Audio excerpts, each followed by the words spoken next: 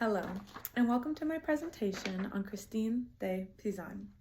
I will be going over the brief biographical information, educational ideas, educational impact, and the critiques of this educational thinker. Christine de Pizan was born in Venice, Italy, in the late 1300s. She grew up in France with her father, who was an astronomer for King Charles V. Her father was a major influence in her life for helping her receive an education and having high-value connections in the royal family. As a young educated woman, she was married at 15 by arrangement. Later in life, both of her father and husband passed away, and she was left to be the sole provider for both her mother and her children. After these life-changing events caused her to turn towards her talent of writing and to provide for her family.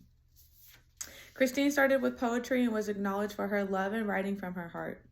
She was writing for specific audiences, again, based through her connection of the royal families, and gained popularity in the literature world. Once an established writer, she then started to use her talent to change and impact the world forever. Her main educational ideas. Christine de Pizan believed in equal rights for both women and men.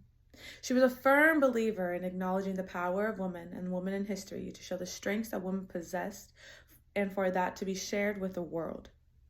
Pizan's idea of education was equal access to all and empowering women to advocate for their internal knowledge and have contribution to society. One of her famous books that she wrote was the Book of City of Ladies. This book focuses on women in history who had powerful roles in society and the value of women who respected their parents, protected their chastity, and were highly connected to their faith. This book challenged the nature of women imposed in this era and uplifted women to the level of men, which was never acknowledged before.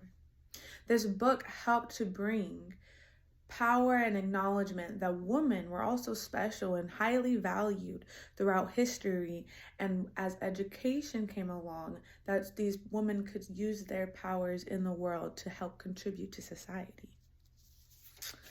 A major impact for Christine de Pizan and her educational beliefs was that she broke the standard of education for just men and opened the door for a woman in education. She brought forth acknowledgement to the lack of education for women. Before Christine de Pizan, there was no acknowledgement of the women that were not having access to education. Christine de Pizan also advocated for women's equality and the importance of receiving access to education.